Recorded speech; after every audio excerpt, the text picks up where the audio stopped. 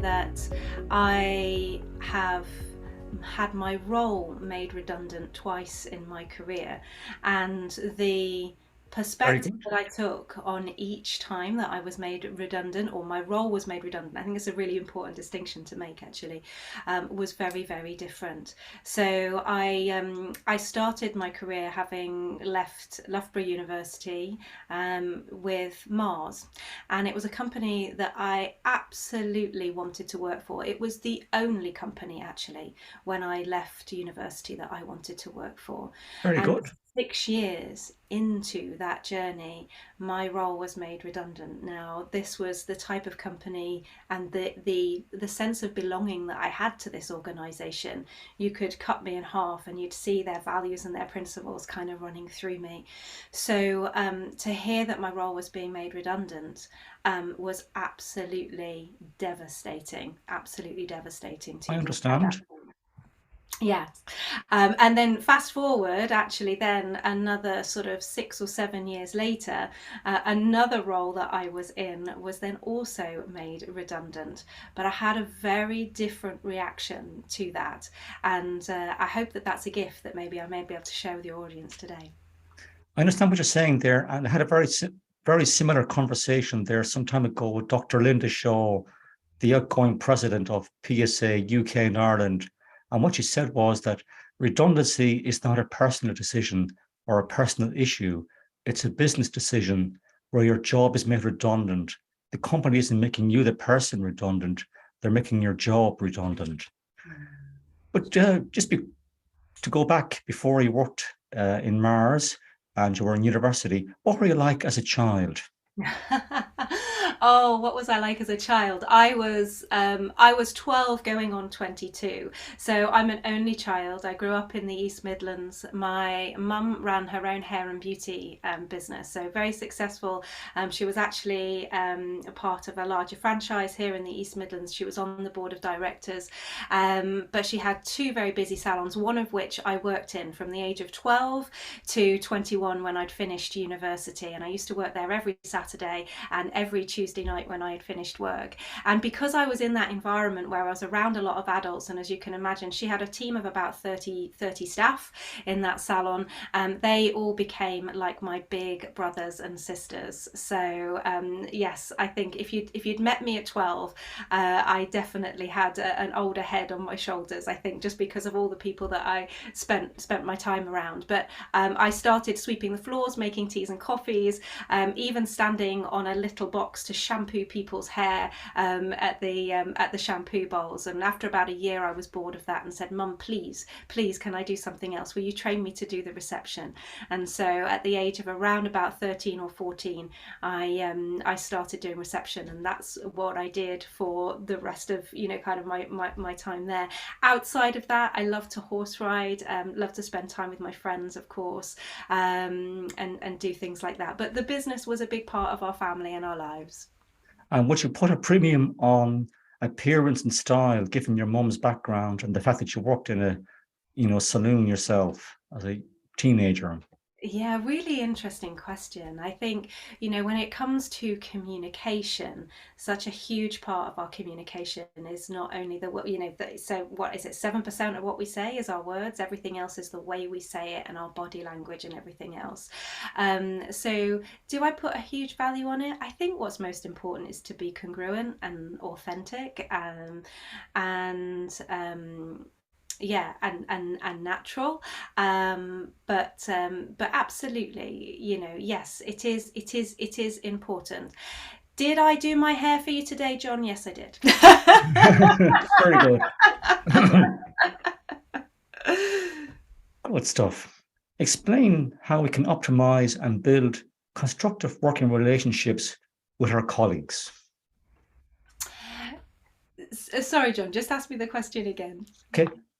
Can you explain how we can optimize and build constructive working relationships with our colleagues? Yes, absolutely. Well, my view and my belief on this is that it's all around connection and rapport. And it's interesting, isn't it? Because when we think about our colleagues and we think about our team, we might say, well, who's on your team? And quite regularly, the thing that you think of is that the people who are on your team might be, if you're a leader, the people who are directly reporting to you, or the people who are in your peer group and in your team that way. But actually, I believe that whoever is on your team is whoever you need to get the job done. And so, and this applies whether you're running your own business or whether you're working in an organization. Very good. And I think that I think the key to being able to bring on board and work with and have good relationships with anyone on your team in that definition is around being able to connect. It's about being able to have rapport. It's about being able to understand where that other person is coming from, so you can understand and appreciate their world. And from that point of view, I think then you can build trust, which is incredibly important. And I think there's different levels of trust, isn't there? There's that professional level of trust whereby you can trust me to get the job done, the professional job done. There's a structural level of trust, like, do I trust my boss if he's the one that's going to give me the one that's going to give me the pay rise, or do I trust kind of, do I trust HR if they're the people that could influence my promotion? And then there's a personal level of trust. And I think this is really important. And that personal level of trust is, has this person got my back? And, we can only really build those relationships in a really in a really constructive way, I think, when we have that trust. And that trust is built through understanding where other people are coming from, understanding and appreciating their world, seeing the world through their eyes. And I've been at fault before in in some of my corporate roles in the past, where maybe I've seen people from other departments, and I've almost wanted to protect my team from those people. And I don't think that's right. Actually, I needed to have worked my butt off a lot more to have built that relationship with those other people in that other department, because actually they are part of my team. I need them to get that job done. And it's up to me, and it's my responsibility to really connect and understand where they're coming from and to build that trust. Would you say that EQ is more important than IQ in a business situation? I think I think EQ is incredibly important. And the other thing that is now also coming out, if I dare broach this subject, is is around spiritual intelligence as well. True. And I think that's really, really important. We were talking just before we kind of came on in here. It's not just about the culture of a company, but every company has culture. But does your company have soul, and does it have spirit? And that's a whole nother, level. But people are getting this now. People are walking away from their jobs because they're not connected on that level.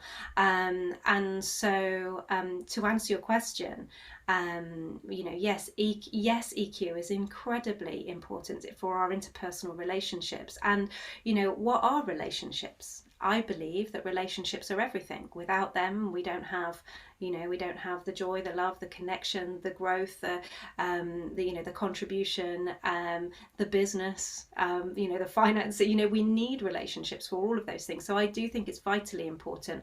But do I think that there are some roles where maybe IQ is going to be absolutely important in certain situations? Yes, of course, absolutely, I do. So it's not to belittle that, but I think, yes, that those emotional skills, really, really critical and important for success, particularly for both from a personal perspective and also from a professional one, and particularly if you're wanting to elevate your level of consciousness in terms of fulfillment and joy and success in life.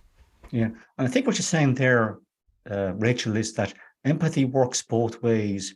If you want your staff to be on a good terms with you. You have to empathize with their needs first and understand where they're coming from. And similarly, managers from other departments, you talked there a minute ago about the fact that you put a boundary between your people in your department and people from other departments, and in fact that made your life more difficult. Also, I think it's very important to make yourself somewhat vulnerable, to let people know that you're not always perfect, that you do have your downsides, your faults, and nobody is above criticism either. I think that's very important. I couldn't agree with you more, John. I really agree with you more. Absolutely. And you know, there is so much that I have got wrong that I am still work in progress on, that I still continue, to build and grow and develop. Yes, you're absolutely right. None of us sit here with it all figured out. True, true. Nobody has all the answers. Very true indeed. Rachel, can you tell the audience what success means for you? Oh, yes. So I guess really the immediate answer that comes to my mind is to live in accordance with what I describe my soul's contract, which is to be ever evolving, true to my spirit, to enjoy the journey of life. I think it's amazing and wonderful that we have goals and things that we want to achieve, and I'm all for that. But if we can't enjoy the journey along the way, because really that's all that we have, then it becomes a moot point. So to enjoy the journey along the way, to remember that all of us, we're one with everything. And I hope to contribute and make a difference in the world. And just developing this point a bit further, when you worked at Mars, were you a person who was very results focused? It would appear that today you're very process focused. Um, No, I think there's always an eye on the goal. There's in anything that I'm doing, I'm Very good. always Yeah. thinking about what's the outcome, what's the thing that what's the thing that I really want to achieve here, and then kind of the next question is, well, why? Why is that so important? And that's that, and I think often people, one of the things that I often find working with people is that they often haven't asked themselves, actually, what do I really want? And that can be a really difficult question. I recognize that can be quite a deer in the headlights question, and particularly if you've had a sudden change, like news or announcement of a possible redundancy for your role. Kind of being able to sort of switch your thinking and think, well, okay, what is it that I would really like to do? What is it that lights me up? What do I enjoy? And I think it's really important when people are considering their careers. Actually, it's such a huge part of our lives. Of course, the financial piece is important, but I would argue, before you get to that financial piece, to look for what it is that lights you up, because we spend so much of our time at work. And a long time ago, I made a commitment to myself that I no longer wanted a job or a career, but I wanted a life's mission that meant that I could jump out of bed every morning and do what I love.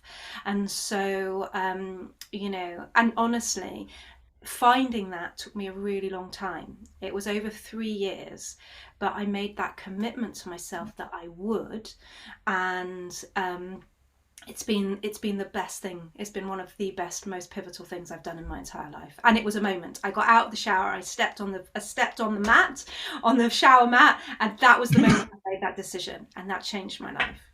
Very well, happy for you, to say the least.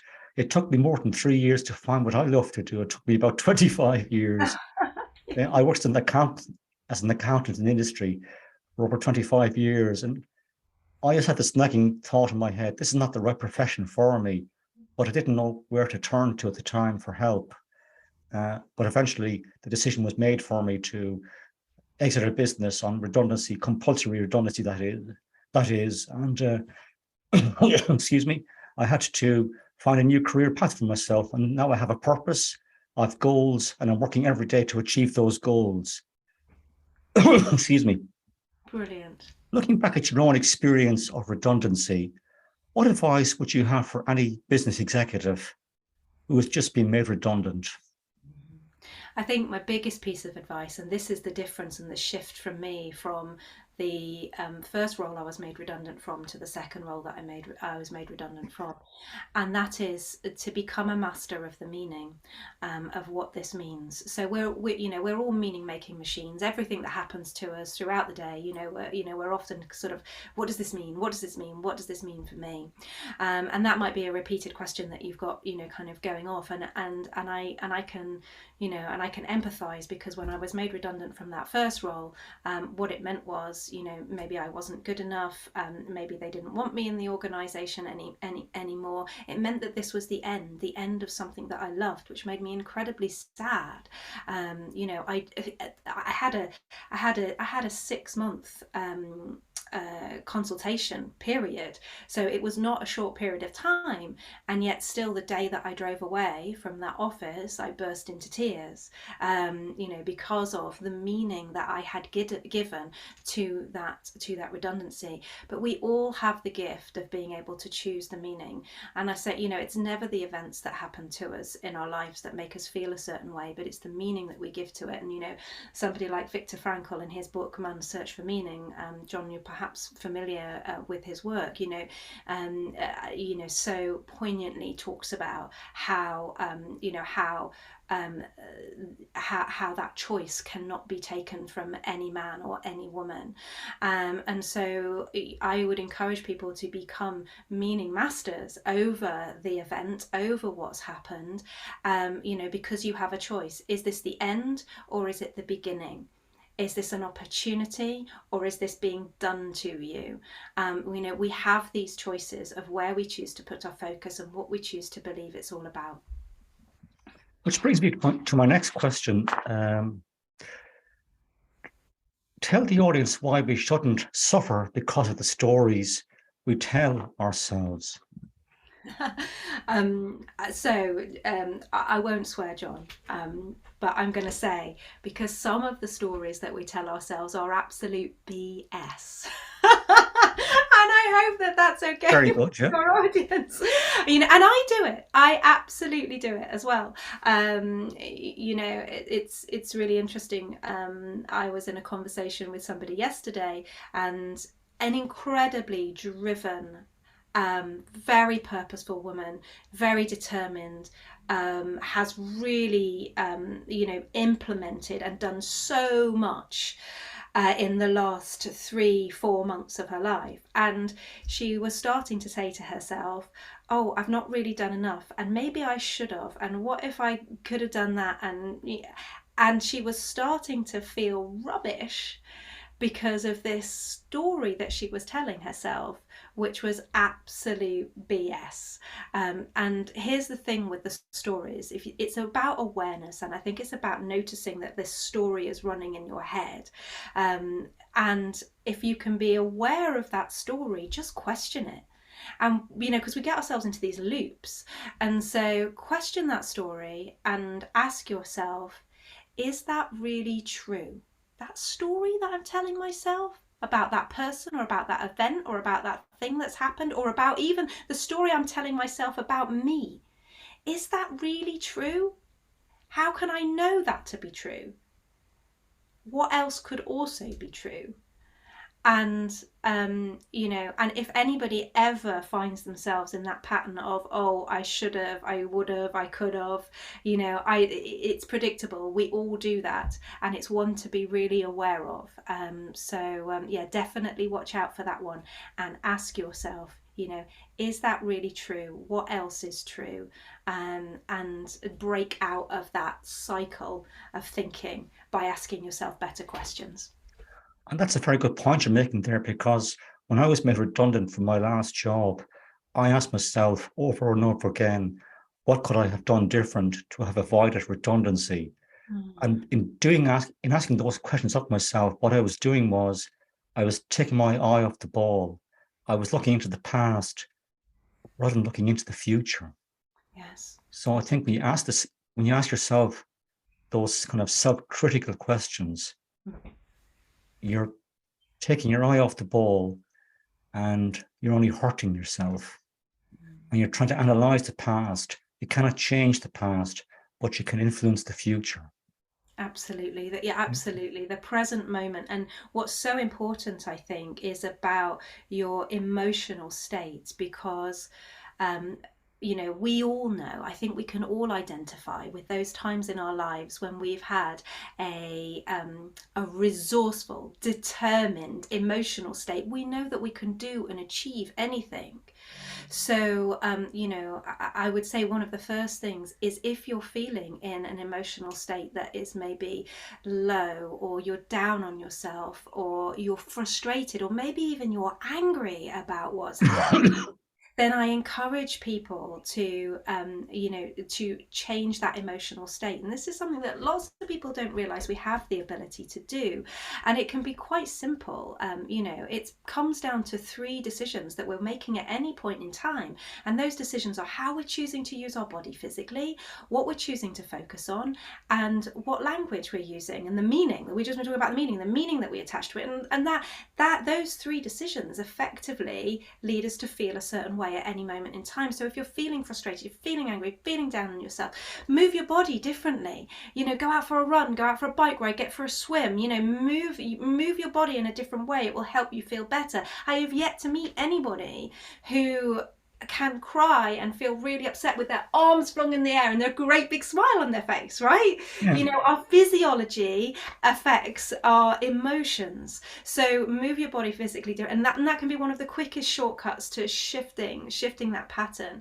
But then it's about your focus as well, and that comes back to the questions that we were just talking about then. And if I may add a few more questions for your listeners, because I know that I said earlier, that whole, well, Very what do good. I want, can be a really big question and can be a bit deer in headlights. I don't know what I want. I've never really thought about it. Okay, let's break it down.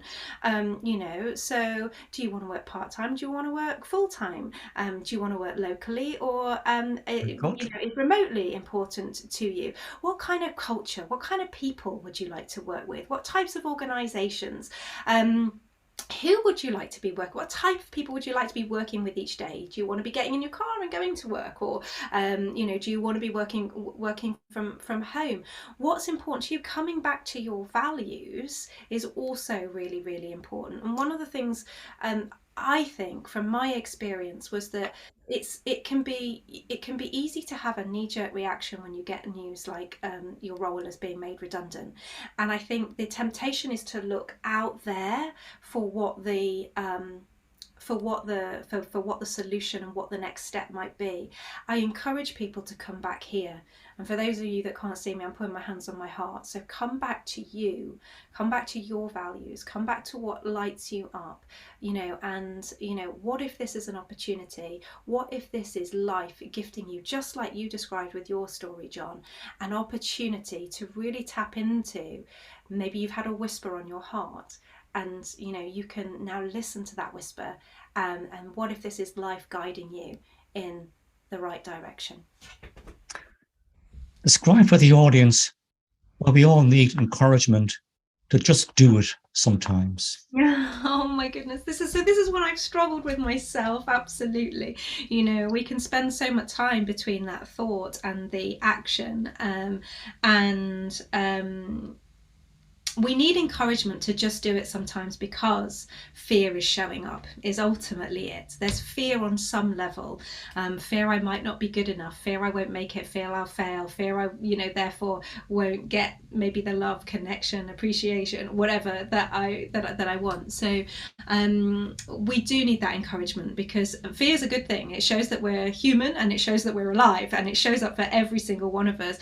So one of the things that I talked to you earlier about, nobody's perfect and we're trying to master, and one of the things that I'm constantly trying to up level at is, how do I close this gap between thinking about doing something and actually doing it, particularly where fear shows up, and how do I take action and do it.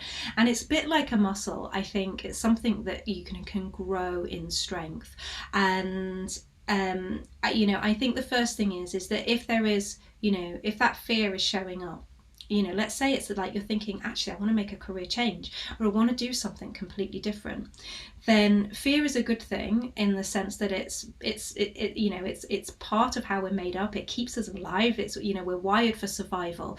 So rather than letting the fear send you into a panic, I would encourage people to really look that fear or that tiger in the eye and consult with it and kind of go, okay, what is it that I am really afraid of?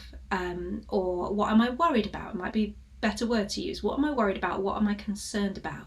What do I think might happen with this?